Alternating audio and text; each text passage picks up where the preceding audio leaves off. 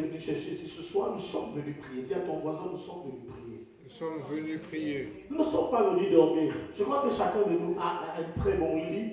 Chacun de nous a une très belle couette. Chacun de nous a un très beau toit où il peut dormir. Tu as une belle maison où tu peux dormir. Ce n'est pas ici que tu viendras dormir, là où il fait froid. Alors, bien aimé, si tu penses vouloir dormir, il va falloir que tu te lèves, déjà tu commences à marcher dans la salle pour que tu ne dormes pas. Et ne regarde pas à ton voisin, mais pense premièrement à toi. Je suis venu dans ta présence afin de pouvoir te prier. Amen. Et j'aimerais véritablement que ce soir, nos prières soient concentrées. On va parler, c'est vrai que le thème de notre nuit de prière ce soir, c'est « J'annulerai tous leurs projets contre ma vie ». J'annulerai tous leurs projets contre ma vie. Dis avec moi, j'annulerai tous leurs projets contre ma vie.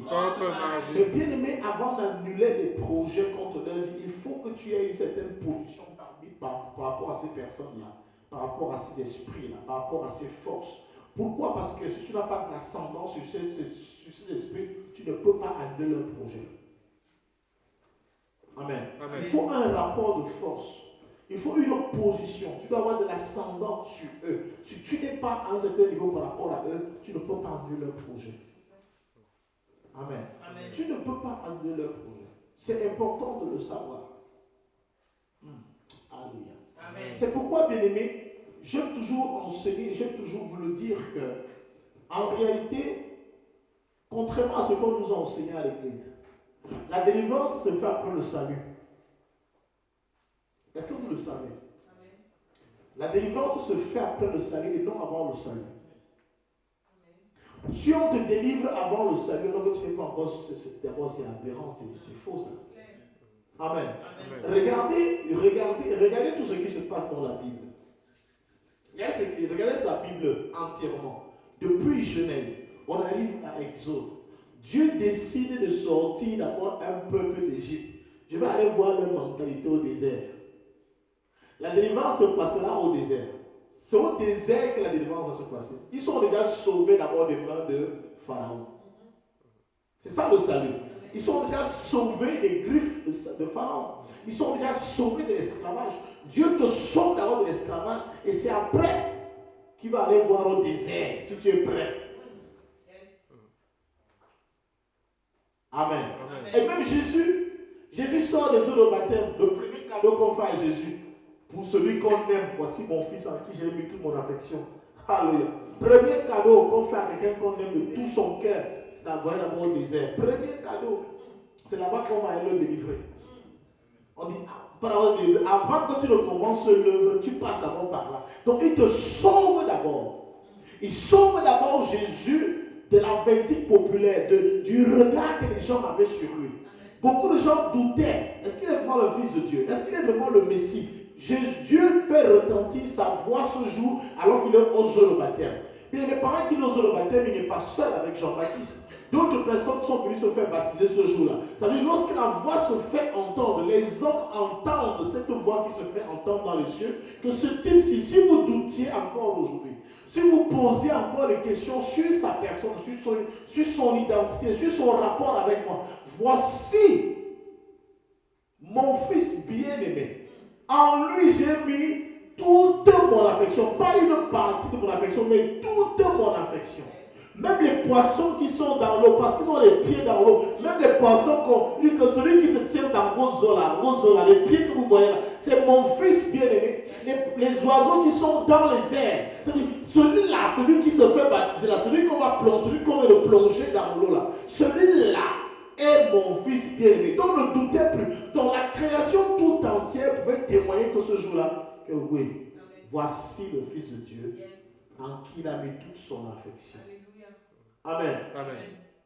Donc, lorsqu'il sort de là, le regard que les uns et les autres avaient sur Jésus a changé. Amen. Et mais le jour où Dieu te sort du monde, parfois, quand Dieu nous sort du monde, c'est la première étape. Mais la deuxième étape, c'est qu'il faut qu'il sorte le monde de nous. Première étape, il nous sort du monde. Il va maintenant aller nous traiter dans un cadre bien restreint. Il va nous traiter dans un cadre restreint. où les gens ne nous verront pas. Et c'est là où chacun de nous doit accepter de dealer véritablement avec Dieu. Dimanche, j'enseignerai là-dessus. Parce que les gens, on a un véritable problème. Amen. C'est que nous avons pu acquérir des connaissances en Égypte. Et parfois, Dieu a laissé que tout cela se fasse. Maintenant, il nous demande, il dit, tout ce que tu as appris là, il faut que tu oublies. Il faut que tu oublies. On va enseigner dessus dimanche, vous allez comprendre un certain nombre de choses. Donc, bien aimé, tu dois comprendre. Si on t'a pas enseigné que non, le jour que tu es sauvé, tu es délivré, c'est qu'on t'a menti. Amen. Lazare sort de la tombe, il a déjà la vie, mais il est toujours ligoté. Il est toujours ligoté. Il a la vie, mais il est ligoté. Tu es enfant de Dieu. Alléluia. Tu es déjà enfant de Dieu, mais tu es ligoté. Il dit maintenant, déliez-le et laissez-le aller. J'avais expliqué ici pourquoi ce n'est pas Jésus qui le délie. Pourquoi ce n'est pas Jésus qui le délie. J'ai expliqué cela ici, mais si nous voulons pas se répéter. Jésus ne le délie pas parce que ce n'est pas lui qui l'avait lié déjà pour le mettre dans la tombe. Amen. Dieu ne lie personne. Dieu n'attache personne. Dieu ne choisit pas le linceul. Ce n'est pas ça. Dieu sait. La seule chose que Dieu sait faire, c'est prendre la vie et remettre la vie ou remettre la vie. Donc, c'est moi qui ai pris sa vie. Et maintenant, je lui remets ce que moi je suis capable de remettre et capable de donner. Amen. Amen. Amen. C'est que je suis capable de prendre ce que je peux aussi remettre. C'est ce que moi je fais. Mais maintenant, vous les hommes, c'est vous qui l'avez lié. Déliez-le. C'est pourquoi Dieu ne viendra pas te délier sans qu'un homme sur la surface de la terre ait proclamé sur toi que soit délié, soit lié, soit dit, tout ce que vous allez lier sur la terre sera lié au ciel. Ah, la délivrance ne peut donc pas faire toute seule. Quelqu'un ne peut donc pas s'asseoir comme ça et dire Dieu me délivrer. Non, il faut un homme que Dieu va choisir. Il va dire, je vous ai donné le pouvoir de marcher sur les serpents et les scorpions et sur toute la puissance des ténèbres. Et rien ne pourra vous nuire. Voici les miracles qui accompagneront ceux qui auront cru. À mon nom, vous chasserez les démons. Oui, ça veut dire qu'on peut chasser. Amen. Mais on chasse. La question, c'est qu'on chasse les démons sur qui? Et la Bible déclare dans le livre des Actes des Apôtres, chapitre 2, qu'ils étaient assis au même lieu, louant Dieu et célébrant, adorant, écoutant les enseignements des apôtres. Et c'est là où Dieu lui-même il venait prélever, il venait sauver, il venait même ajouter dans son église le nombre de ceux qui étaient sauvés. Donc, bien aimé, tu dois comprendre une chose, c'est que tu as besoin de délivrance, même si tu es déjà sauvé. Amen. Amen. Tu en as besoin. Tu en as besoin. Il y a des choses maintenant que tu dois pouvoir dire à Dieu. Seigneur, tu m'as sorti de la maison de Pharaon. Tu m'as sorti d'Égypte. Ce n'était pas pour venir me laisser dans cette posture-là. Mieux je rentre en Égypte. C'est pour ça que le peuple d'Israël, quand ils sont dans le désert, ils présentent mal leurs besoins à Dieu. Et c'est ça qui énerve Dieu à la fin. Amen. Amen. Il n'avait qu'à dire à Dieu, on veut ceci. Ou dire à Moïse, nous voulons cela. D'ailleurs, tous ceux qui sont réclamés, ils l'ont eu. Quand ils ont eu besoin de manger de la viande, ils ont eu de la viande. Quand ils ont eu besoin de l'eau, ils ont eu de l'eau. Amen. Quand ils ont eu besoin de parler avec Dieu, Dieu a dit à Moïse, ok, laisse, je vais leur parler. Je vais leur parler. Dieu est descendu pour leur parler. Ils étaient encore les premiers, eux-mêmes à fuir. Ça veut dire que parfois, il faut juste savoir présenter son besoin. Amen. Amen. Savoir présenter ton besoin. Amen. Amen. Est-ce que Dieu t'a sauvé pour te laisser dans l'état où il t'a trouvé? Non, je ne pense pas. C'est les prières que tu vas faire ce soir. Quand je vais finir les exhortations là, c'est les prières que tu vas faire ce soir. Seigneur, tu ne m'as pas sauvé là-bas, tu ne m'as pas sorti de là pour me laisser dans cet état-là. Tu m'as pris là-bas dans un certain état. Il faut que tu me sors de cet état-là, afin que je reflète véritablement ce à quoi tu m'as appelé. Ce pourquoi tu m'as appelé. Il t'a appelé pour faire quelque chose. Mais je te dis, bien aimé, il y a le travail que tu dois faire dans la maison de Dieu que tu ne peux pas faire tant que tu es dans cet état-là. Tant que tu es dans cet état-là, il y a des choses que tu ne pourras pas faire. Amen. Amen. Et tout cela passe aussi par ta volonté, par le désir et par la prise de conscience. La prise de conscience. Nombreux sont encore dans la maison de Dieu tels qu'ils sont venus en Égypte. Et ils ne veulent même pas changer. Ils n'ont même pas l'intention de bouger d'un pas. Ils n'ont même pas l'intention de perdre quelque chose. Ils veulent rester intacts tels qu'ils sont venus. On a beau les tremper dans l'eau, le corps est toujours dur. Non, bien aimé. Alléluia. Nous n'allons pas dans les eaux de baptême pour un bain. Non. Nous allons dans les eaux de baptême afin d'être trempés, de mourir avec Christ et de ressusciter avec lui. Alléluia. Mourir et ressusciter avec lui.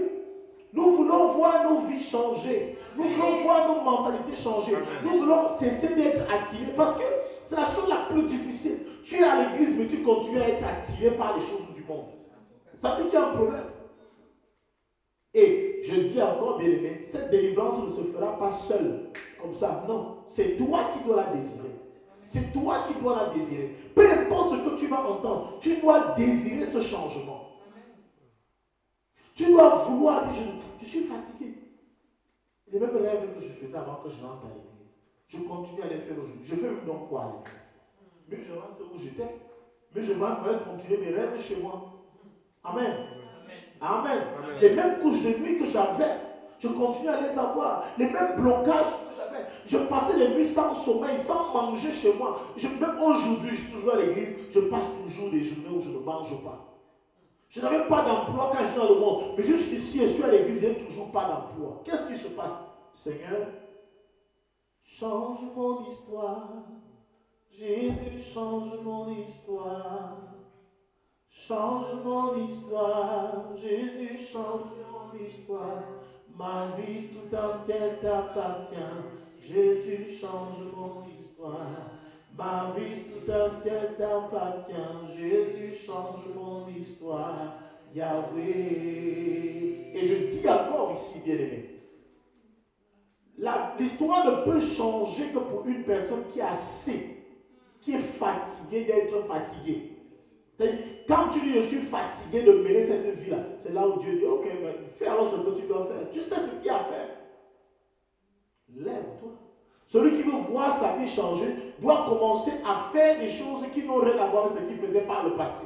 Parce que ce que tu as toujours fait a échoué. Maintenant, il faut que tu fasses quelque chose que tu n'as jamais fait pour voir s'il n'y a pas de changement. Alléluia. Amen. Alléluia. Amen. Il y a une attitude qui caractérise ceux qui ont soif de voir le changement. Il y a un comportement qui caractérise ceux qui ont soif de voir le changement. C'est une vie de prière, une vie de jeûne, une vie de prière, une vie de jeûne. Tu n'aimes pas jeûner, tu n'aimes pas prier, mais comment les choses vont se changer? Comment les choses vont changer dans ta vie? Comment les choses vont changer dans ta vie? Ce n'est pas une histoire de lire la Bible. La Bible, tu l'as tellement lue. Tu as la Bible audio, tu as la Bible vidéo, tu as la Bible, je ne sais pas quoi, en bande dessinée. Tu as tout vu. Là, il s'agit maintenant de toi-même. Parce que la Bible en bande dessinée, c'est quelqu'un qui a travaillé pour que tu apprends la bande dessinée. La Bible audio, c'est quelqu'un d'autre même qui lit, c'est même pas ta voix. La Bible vidéo, c'est quelqu'un d'autre qui tourne les scènes. Pour que tu puisses écouter et regarder. Mais maintenant, il y a ce que toi-même tu dois pouvoir faire. C'est jeûner. Dis à quelqu'un, c'est jeûner. Jeûner. C'est prier. C'est prier. Alléluia. Malheureusement, les gens ne supportent pas ça. Il faut payer le prix. Il faut payer le prix. Amen. Il faut payer le prix. Il faut payer le prix. Tout le monde veut voir la vie changer, mais on continue à faire ce qu'on a toujours fait. Non.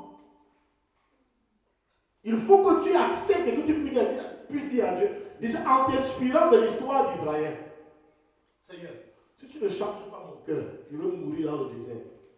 Si tu ne changes pas mon cœur, je n'irai nulle part.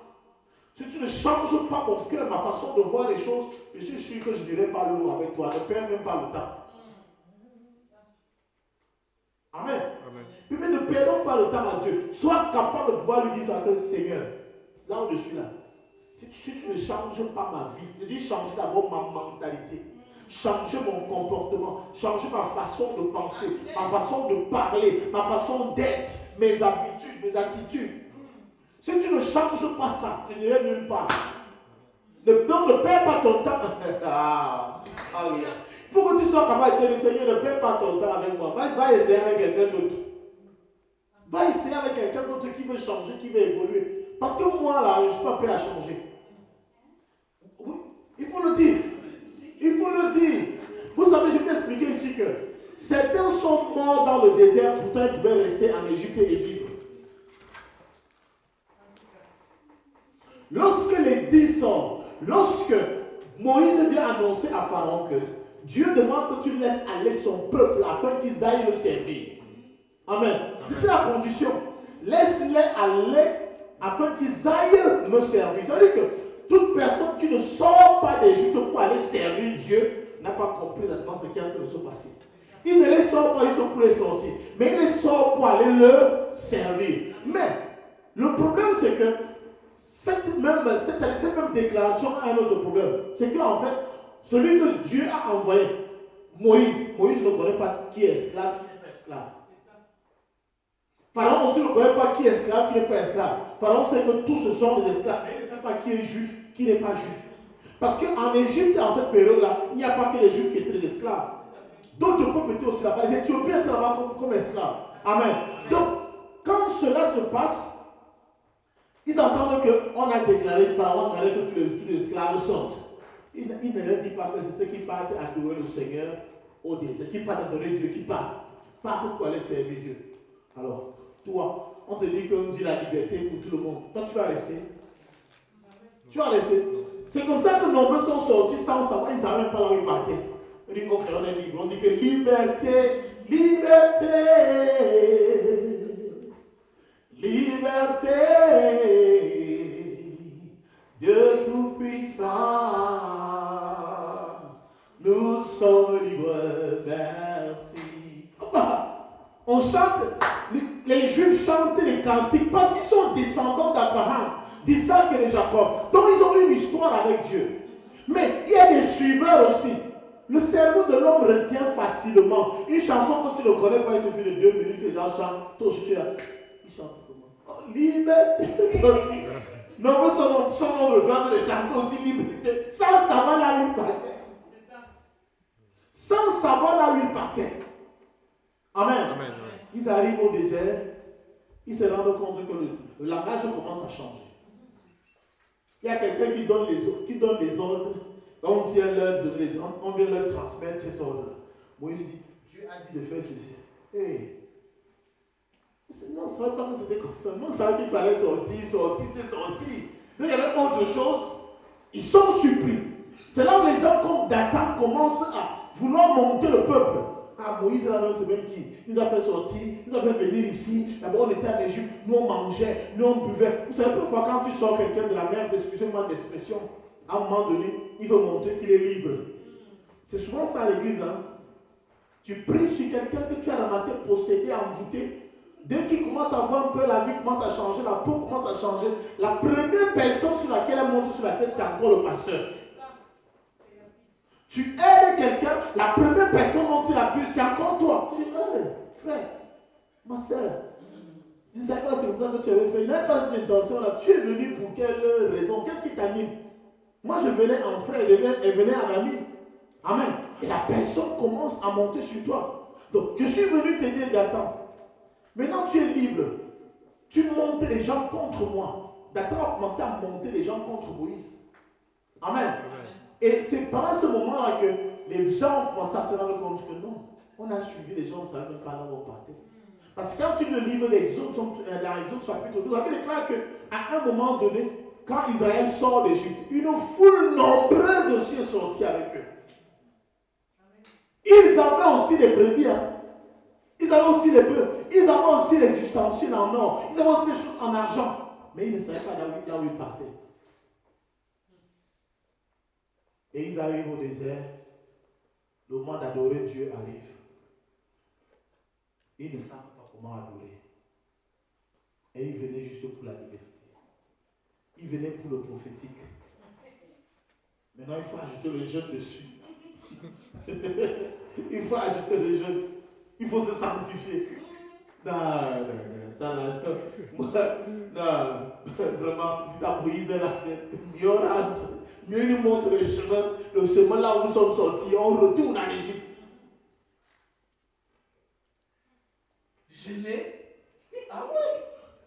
Comment quand le pasteur m'a dit qu'on avait à Dieu de prier, commencement à prier sur les gens, il bénit l'eau, il bénit le sel, il nous donne, on rentre chacun chez nous, et puis il dit que revenez dimanche avec l'huile, il va bénir encore l'huile. Frère, vous savez, un moment, c'est le problème que j'ai avec les Africains, c'est que les Africains étaient habitués au fétichisme. Ce qui fait qu'ils apportent ça à l'église aujourd'hui. Si tu ne bénis pas l'eau, ils ne trouvent pas que tu es pasteur. Si tu ne bénis pas l'huile, tu faut bénir les sels. Il faut bénir les trucs, tu leur donnes. Il faut toujours bénir quelque chose pour leur donner. Quand tu ne fais pas ça, tu n'es pas un pasteur puissant. Le pasteur ne connaît pas. Ne connaît pas. Le jour où j'arrive ici, là, j'approche une plume de perroquet ici à l'oreille. Yes, pas moi, prophesy, daddy, prophesy. Ça là, vous n'allez pas m'envoyer en enfer avant le temps, les frères. Les vrais pasteurs. Je ne ferai jamais ce genre de choses. C'est là qu'ils ont commencé. Non, rassemblez aussi. Non, vos objets, vos bijoux en or, rassemblez. Nous serons fait notre Dieu. C'est ça en fait, à l'église. Les gens qui vont obliger le pasteur à faire des programmes qui n'ont rien à voir avec sa vision. Sachez une chose, chaque pasteur a une vision. Amen. Moïse avait une vision. Amen. Moïse avait un programme qui le recevait. Amen. Avant Moïse, alléluia, il y a eu des patriarches. Amen. Amen. Avant Moïse, il y a eu des patriarches qui ont marché aussi avec Dieu. Amen. Moïse aussi peut dire que je vais marcher comme Abraham a marché, je vais marcher comme Isaac a marché, je vais marcher comme Jacob a marché. Non, mais il ne pouvait pas marcher comme eux. Il fallait qu'il marche seulement comme Dieu avait voulu qu'il marche. Amen. Alors, il faut parfois nous comprendre. S'il y a des choses que nous ne veut pas faire, ce n'est pas qu'on ne connaît pas, c'est qu'on n'a pas le droit de faire ces choses-là. Si vous trouvez ceux qui les font, allez vers eux, c'est mieux que de perdre le temps ici. Parce que beaucoup se retrouvent souvent en train de murmurer à l'église et tu pêches contre un pasteur qui n'a même pas un problème contre toi. Tu veux partir, frère, je veux même t'indiquer. Je connais ceux qui font les poires et tout ça, les puges, tout ça. Je connais, je t'indique là-bas, tu pars faire les puges. On va te puger du matin jusqu'au soir, puge, 2 litres de machin, tu fais ça. Quand ça va aller, oui, le pasteur, tu veux, non?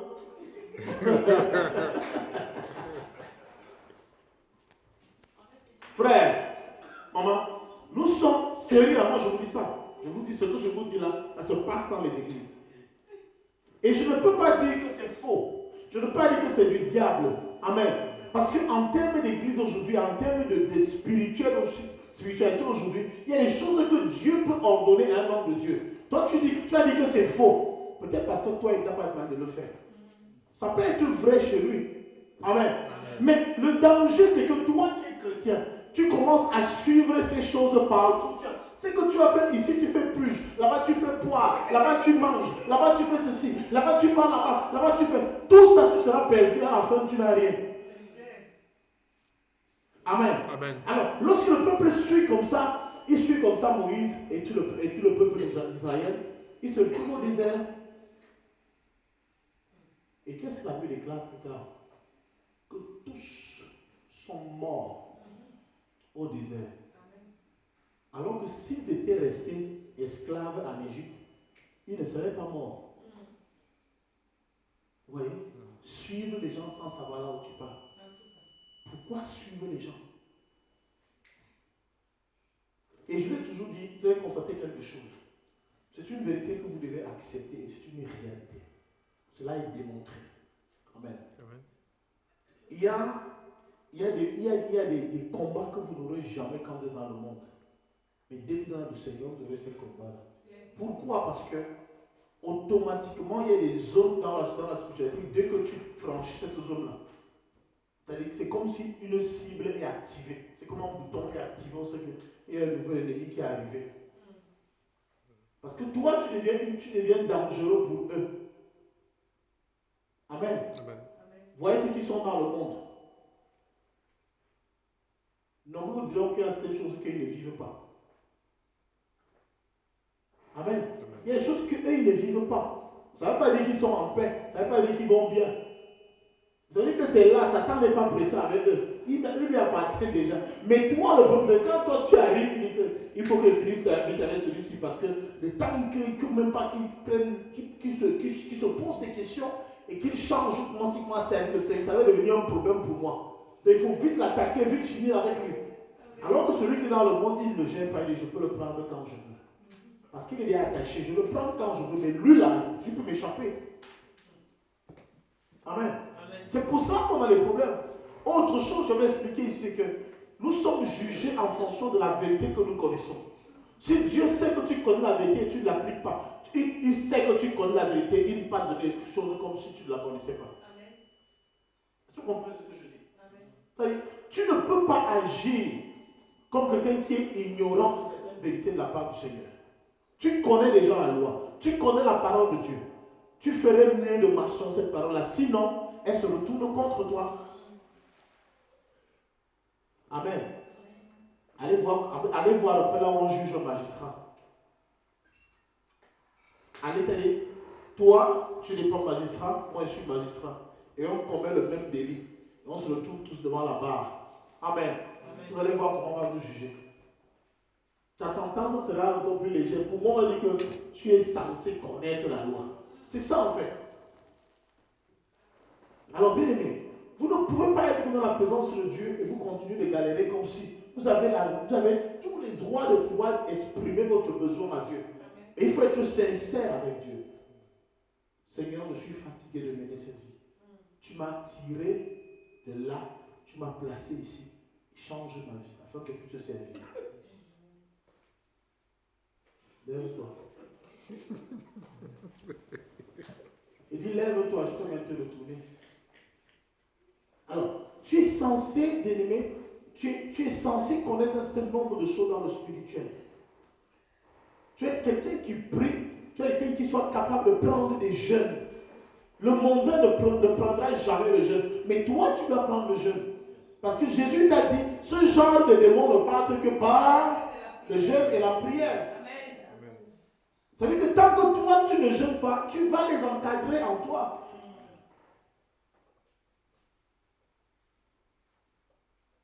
Tu ne veux pas prier, tu ne veux pas jeûner, tu ne veux même pas prendre des veillées de prière. Et quand on se retrouve en veillée de prière, tu n'es pas motivé à prier.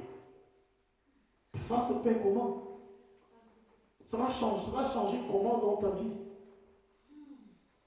Moi, je crois sincèrement que chaque veillée de prière est une nuit de solution. Amen. Est une soirée de solution. C'est-à-dire, quand on se rassemble comme ça, c'est comme un sacrifice devant Dieu. C'est notre occasion de pouvoir parler à Dieu toute la nuit. Il dit, Seigneur, ok, on n'a jamais eu ce genre de temps. Maintenant, on va t'exprimer exactement ce qui vient du fond de notre cœur. Ce n'est pas le temps de jouer, de voir si frère Joël sait prier, de voir si tel sait prier. Non, c'est le temps de pouvoir dire, Seigneur, je suis venu pour ça. J'ai laissé mes enfants. J'ai laissé ma maison. Je suis venu prier. Je suis venu te parler de moi. Je suis venu te parler de moi.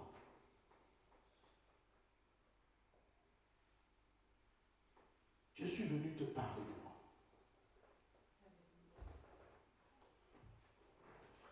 Nous ne pouvons pas manifester la foi sans la délivrance. Non. Non. Seigneur, pendant longtemps, je ne te connaissais pas. Quand je suis arrivé dans ta maison, je suis arrivé avec ce que le monde a bâti en moi. Il est temps, Seigneur, que tu détruises tout ce que le monde a bâti en moi. Et que tu rebâtisses ce que toi tu veux en moi. Bâtis quelque chose de nouveau. Qu'est-ce qui fait que tu ne sois pas sensible au Saint-Esprit? Qu'est-ce qui fait que tu es dans un moment d'adoration? Tu vois les gens même pleurer et ils ont une vie d'espérance. Toi, tu regardes comme si tu voyais un film. Tu regardes. Elle veut te posséder. Elle n'est pas possédée. Parce que c'est comme ça que nous on traduit tout. Et toute manifestation étrange, bizarre pendant l'adoration et pendant la louange, c'est que la personne est possédée. Ce n'est pas forcément ça.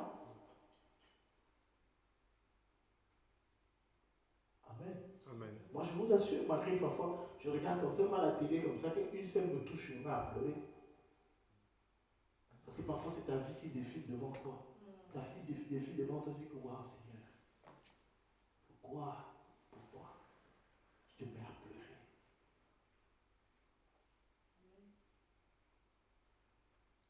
Dieu est merveilleux, mes frères. Dieu est merveilleux. Et personne ne vaut notre Dieu. N'est-ce pas?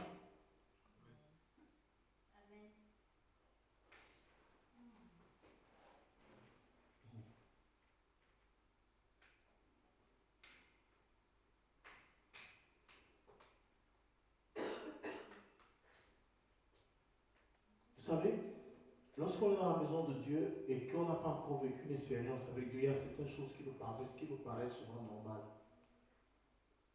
Qui nous paraissent normales. Parfois, c'est l'effet de groupe. Hein. C'est l'effet de groupe.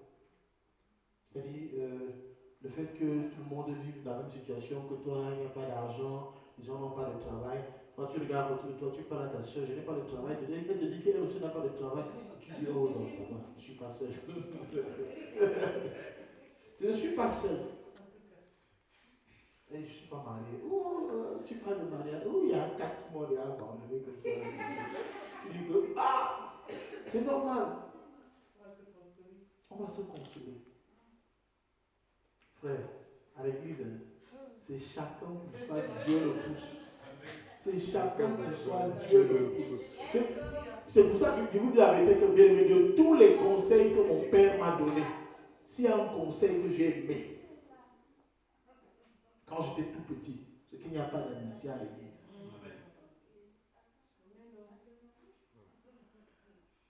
Il n'y a pas d'amitié à l'église. Et commencez à vous lier d'amitié là, non, je m'entends mieux avec elle. Ça ne va pas arriver, c'est autre chose. Mais c'est pas l'amitié, c'est pas ça. Il faut éviter l'amitié à l'église. Et lorsque la Bible dit, deux seront couchés, un sera enlevé. Parce qu'ils vont s'habituer à être toujours ensemble. Ils vont s'habituer. Deux seront en train de s'aimer, un sera enlevé.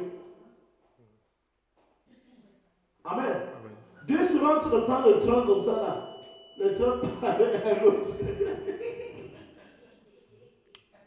Frère, c'est des réalités, c'est des vérités bibliques. Il n'y a pas d'amitié à l'église. Parfois, celui qui est avec toi à l'église, il vit ses réalités, toi tu vis autre chose. Et pire encore, c'est que l'ennemi peut utiliser celui que toi tu appelles ami pour t'endormir. Net comme on faisait à l'école, quand on était au lycée, là, à l'école primaire. C'est quand on remet les copies que tu comprends que les gars, c'est un moyen.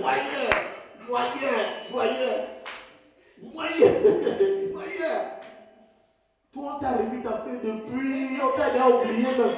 On t'a remis quand on commence à donner 3, 2, c'est là on t'appelle. On appelle encore des gens, lui, toi tu le regardes. On t'a pas encore appelé. Et lui, mon cœur aussi dit, ah, peut-être ma feuille est perdue. Ma feuille est perdue. Et quand on va l'appeler, tu attends 17 sur 20. Tu fais comment toi tu... Ah, c'est le hasard comme ça, c'est là. Tout le mois, chaque mois c'est le hasard, C'est un moyen. Il y a ceux qui prient ici qui ne vous diront jamais qu'ils prient. Il y a ceux qui jeûnent ici qui ne vous diront jamais qu'ils jeûnent. Il y a ceux qui pleurent la nuit ici qui ne vous diront jamais qu'ils pleurent. Il y a ceux qui appellent même parfois d'autres pasteurs, ne vous diront jamais qu'ils appellent d'autres pasteurs. Il y a ceux qui appellent des pasteurs pour poser des vraies questions de leur vie spirituelle. Toi, tu ne le feras jamais. Chaque fois que tu appelles le pasteur, il y a une collation dimanche. Frère, restez là pour les collations. Restez là pour les collations. Hein? Dieu ne rit pas. Il dit que l'église c'est la société la plus compliquée, la plus complexe. La plus complexe.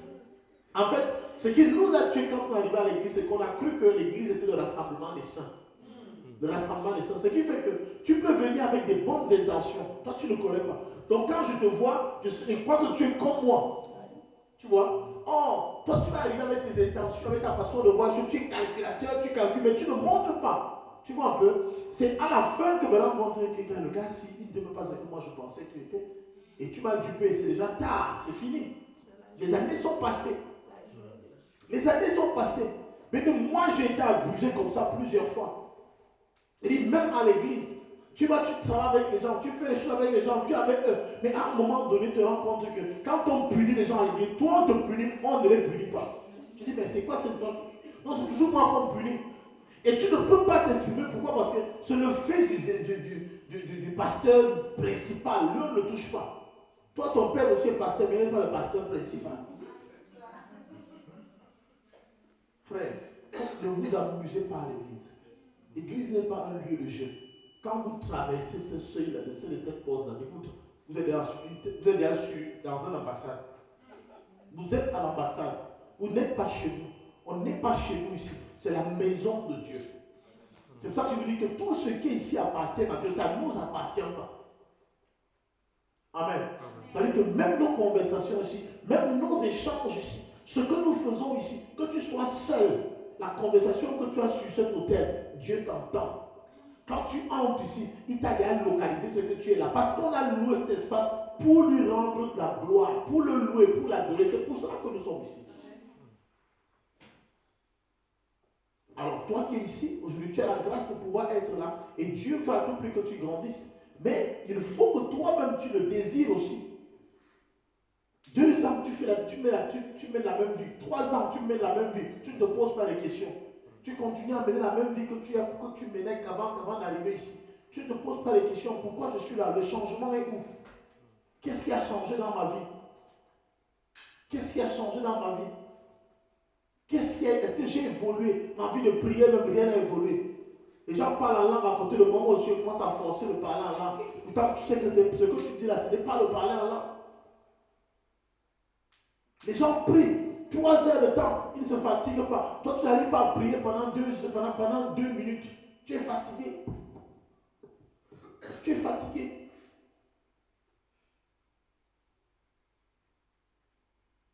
Amen.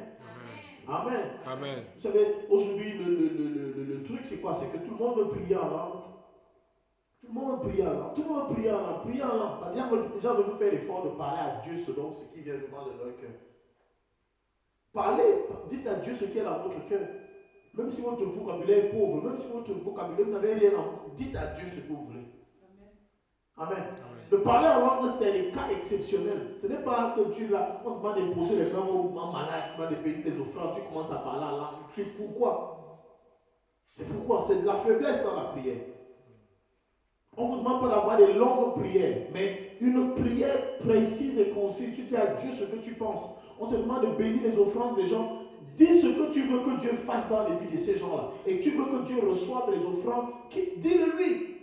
Ne commence pas à rakabamaché, nous ne comprenons pas ça. On n'est pas là dans ça. On n'est pas dans ça. Nous, on ne comprend pas. La nuit de prière, c'est aussi pour vous enseigner sur ces choses-là.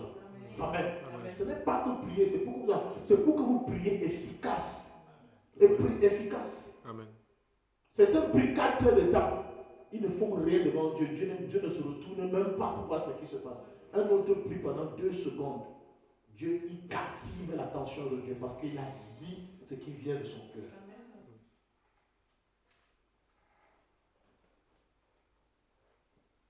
Il faut que parce que lorsque Dieu dit, tu es une grande personne, tu as de la valeur à ses yeux. Parfois, toi, tu ne vois pas la valeur là. Ça commence souvent par là. Même parfois les amis te disent souvent ça. Mais tu es une fille bien. Hein? Comme tu es surprise qu'on te dit que tu es une fille bien. Moi, moi je ne vois même pas ça. C'est vrai. Tu ne vois pas. Et il faut que tu pries le Seigneur afin que il t'apprenne à te voir tel que lui te voit. Comment Dieu me voit? Amen. Amen. Comment Dieu me voit? Vous savez, c'est quelque chose qui m'avait toujours frustré à un moment donné. Les serviteurs, j'ai rencontré toujours les hommes de Dieu. J'ai rencontré les pasteurs et les prophètes. Chacun prophétisait dans ma vie comment tu es un grand serviteur de Dieu. C'est que j'ai vu. Tu as vu quoi? Il m'a dit ce que lui a vu, mais moi je n'ai pas vu. Et ça me dérange un peu, vous comprenez un peu? Ça dérange. Le fait que quelqu'un te dit, il voit comment tu es grand, tu as un grand ministère, tu es quelqu'un que Dieu va élever, tu dis que, ah, il va m'élever. Là où je suis toujours assis, là, il va m'élever. Il va m'élever quand? C'est quand? Ça va se passer quand? Amen. Amen. Le problème, ce n'était pas le prophète. Le problème, ce n'est pas le pasteur. Le problème, ce n'est pas. Le problème, c'est moi. Le problème, c'est moi. Amen. Amen. On va difficilement dans la présence de Dieu pour qu'il nous parle de nous. Seigneur, qui suis-je? Qui suis-je? Qui suis-je pour toi? Jusqu'à ce que Dieu t'ouvre les yeux, tu vois exactement qui tu es. Je te dis, quand tu sors de ce genre de sommeil, de ce genre de révélation, même ta démarche change. Il y a des gens de boulot que tu ne veux plus faire. On dit que c'est toi qui tires les caddies, quelque chose que je ne fais plus ça. Parce que je sais maintenant. Regardez quelque chose. Vous allez comprendre ce qui se passe. Je vous dis quelque chose. Vous allez comprendre. Vous allez comprendre pourquoi les sorciers sont arrogants. Tout sorcier est arrogant. Tout sorcier est arrogant, même s'il est un enfant. S'il sait qu'il se connaît, parce que lui se connaît dans le monde spirituel. Il connaît ce qu'il est dans la nuit. Et il sait que toi, tu ne sais pas qui tu es. Et il sait que la nuit, et il te joue comme le ballon. Ils savent qu'ils te manipulent comme ils veulent. Donc, même en journée, ce genre d'enfant que tu parles, il ne t'écoute pas, il n'obéit pas. Lui, toi, tu le vois un petit garçon, lui, sait ce qu'il peut te faire la nuit. Vous comprenez un peu? Oui. C'est pour ça qu'il te méprise.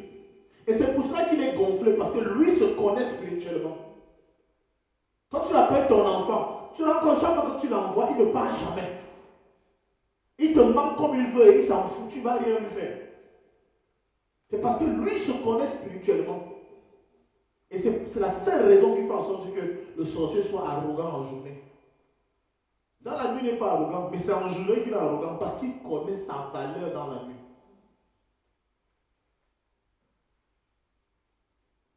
Amen. Amen. Amen. Amen. Il y a, je vous dis tout que je regrette pour vous. C'est qu'il y a des choses que vous n'avez pas connues. Il y a des choses que vous ne connaissez pas. Vous ne connaissez même pas la société dans laquelle vous vivez. Vous ne connaissez même pas vos propres cultures. Nombre parmi vous n'ont même pas grandi avec leurs grands-parents pour qu'on leur explique un certain nombre de choses. La spiritualité, c'est au-delà de ce que nous voyons. C'est beaucoup de choses. C'est beaucoup trop de choses. Amen. Amen. Il y a des choses que moi je connais parce que parfois je passe le temps avec mes grands-parents. Amen. Amen. Je connais. Il y a des choses, même quand tu commences à manifester quelque chose devant moi, je sais exactement ce qui peut t'animer. Ça n'a rien à voir avec que j'ai lu la Bible, que j'ai trop prié. Amen. Mais parce que mon truc, quand tu vois ça, ça signifie que c'est comme ça. Et ça s'est toujours vérifié que c'est ça. C'est pas question, je n'étais pas villageois. Je vivais en ville, mais pendant les vacances, on nous prenait toujours pour aller passer le temps. Et c'est ça en fait. Et c'est là où nous sommes différents. Amen. Amen. Tu as vécu en ville. En ville, je me comporte mieux que toi. Et tu as vécu, tu n'as pas vécu au village. Et moi, je partais sur au village. Tu vois qu'en termes d'équilibre, je suis plus équilibré que toi. Parce que même si on regarde la ville maintenant, là, tu te rends compte qu'en ville, je te donne encore le pion. Vous voyez un peu. Ça veut dire, la notion d'équilibre, c'est très important. Il y a ceux qui sont trop spirituels. Au point où la chair commence à se perdre même dans son corps. C'est pas bon aussi. Il faut créer l'équilibre. L'équilibre. L'équilibre.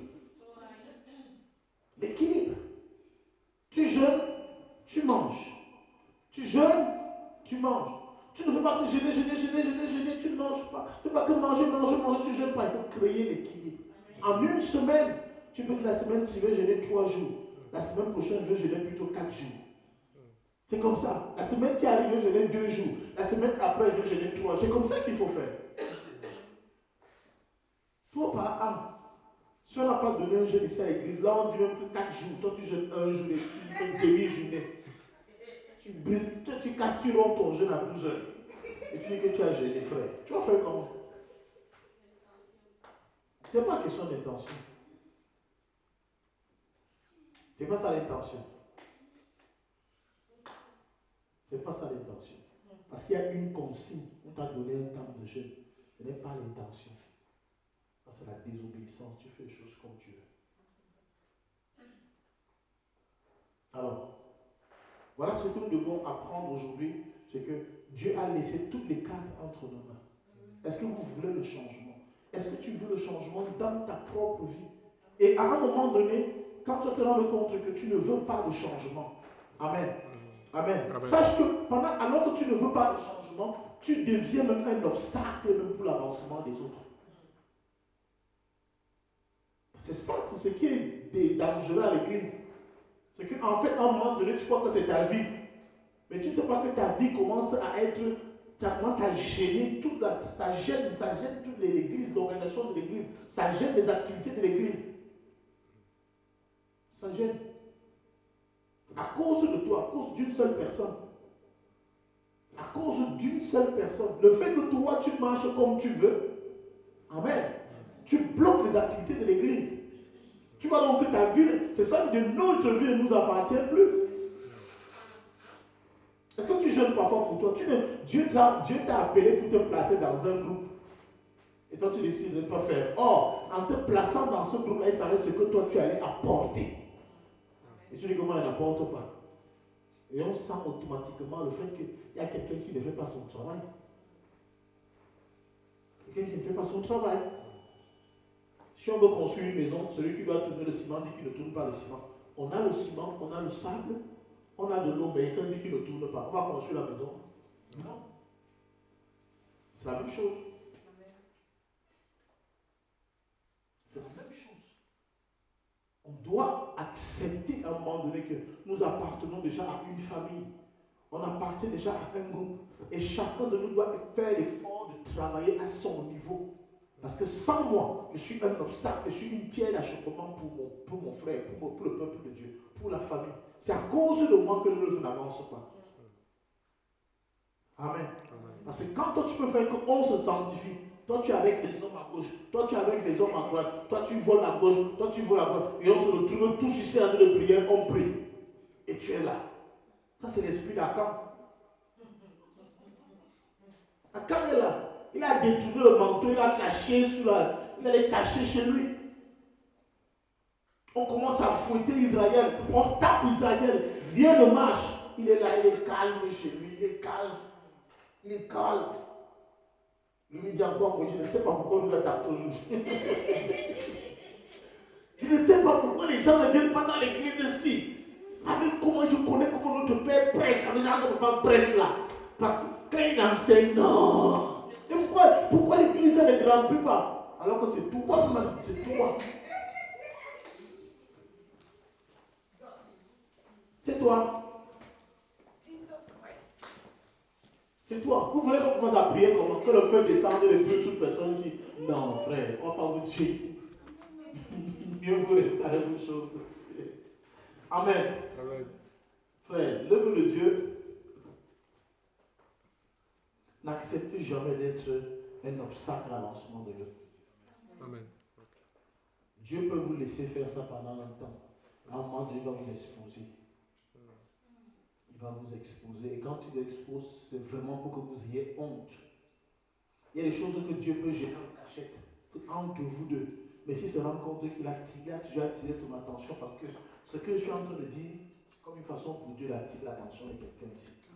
Parce que je ne pense pas que je peux venir sur l'autel et commencer à dire des choses qui n'ont rien à voir avec le plan de Dieu pour ce ministère. Amen. Amen.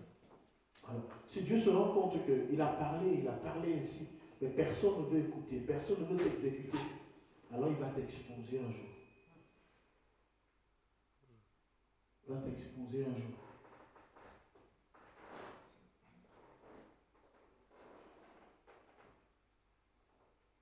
C'est là une caméra de surveillance te sort une vidéo, tu ne sais pas, tu dis que comment elle a fait, j'étais bien caché, tu es perdu, tu ne sais pas comment faire.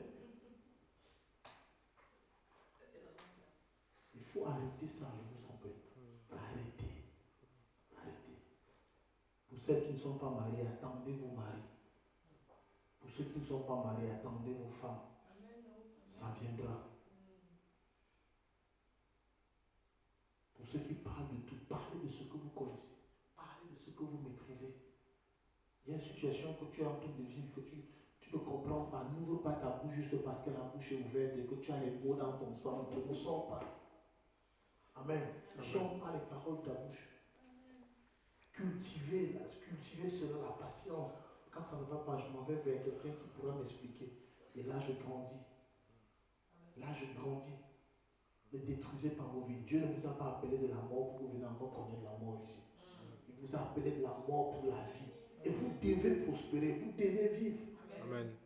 Amen. Amen. Je vous en prie. Prenez cela très au sérieux. L'Église va prendre un tourment. Il faut que chacun se pose des questions, Seigneur. Si c'est à moi. David peut dire, sonde mon cœur. Sonde-moi. Sonde-moi. Où est-ce que je pourrais aller? Si je vais me cacher, tu me vois. Si je vais au séjour des morts, tu vois là. Si je vais dans la mer, tu me vois. Si je dis que pas me cacher à tel endroit, est-ce qu'on peut faire le genre de prière là aujourd'hui? Que Seigneur, sonde-moi. Sonde-moi. Seigneur, expose-moi. Si c'est moi qui bloque ce ministère, expose-moi. Qui peut faire ce genre de prière aujourd'hui? Tout le monde peut faire ce genre de prière. Il n'y a que 3 personnes. Le reste ont peur. C'est pas grave, je vous comprends, mes enfants. Moi, je vous comprends. Ah, tu t'es réveillé. On sent des pieds sur toi.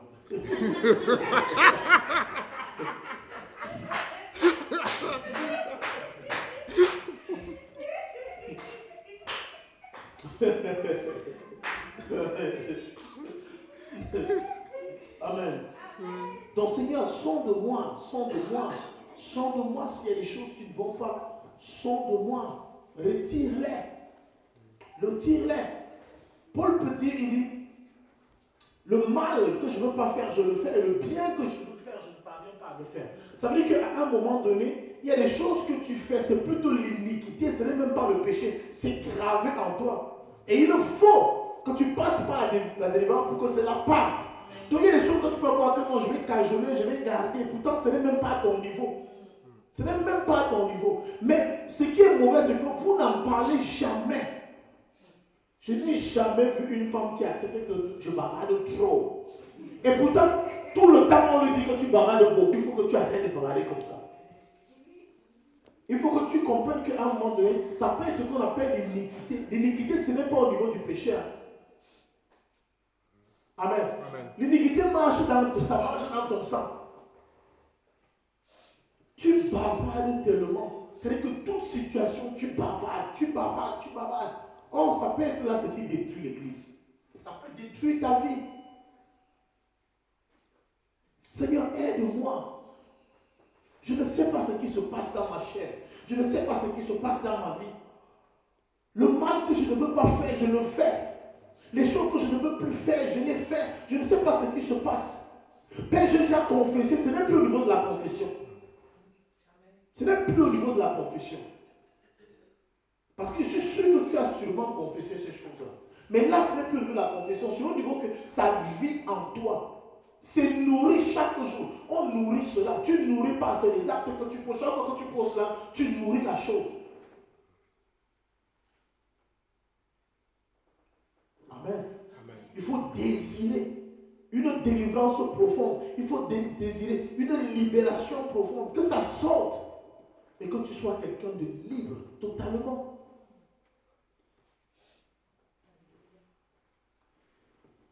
Amen. Amen. L'œuvre de Dieu n'est pas facile. Servir le Seigneur n'est pas une chose facile. Si vous avez cru que vos vies allaient changer facilement, c'était faux. Amen. Amen. Il n'y a pas de magie. Il faut disposer nos cœurs. C'est pour ça que je vous invite vraiment à écouter, venir écouter le message du dimanche. Ce Seigneur m'a permis de comprendre un certain nombre de choses, pourquoi les vies ne sont pas changées. Et pourquoi on ne peut pas évoluer dans la vie. Parfois, ce n'est pas une histoire de démon. Amen. Amen. On va voir tout ça dimanche. On en reparlera.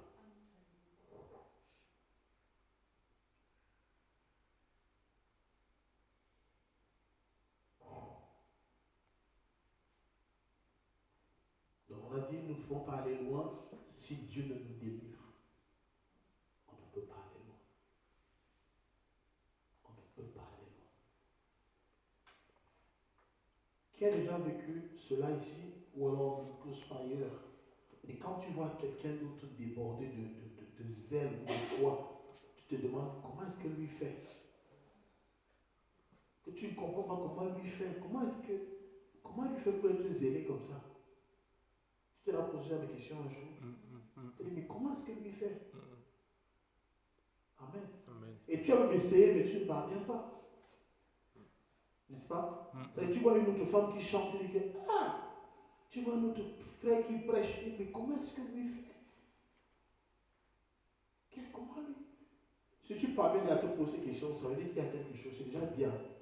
C'est déjà bien, ça veut dire qu'il faut tout simplement, pas seulement la prière, il faut que tu sois capable d'aller vers ton serviteur, vers le pasteur, poser des questions afin qu'on te soumette parfois à un programme de prière. Amen. Amen. Je vous dis encore que le pasteur n'est pas un sorcier. Le pasteur n'est pas celui qui va imaginer que tout va bien. Tant que parfois tu ne lui dis pas, je vais continuer à prier pour les choses classiques. Tant que tu n'es pas vers moi et que je prends le temps de causer avec toi en échange, tu as ce que je te soumette dans un certain travail, je ne saurais certainement pas que tu y a des problèmes qui vont dans ta vie. Amen. Amen. Donc c'est un travail individuel. Chacun doit désirer cela. Il faut désirer cela.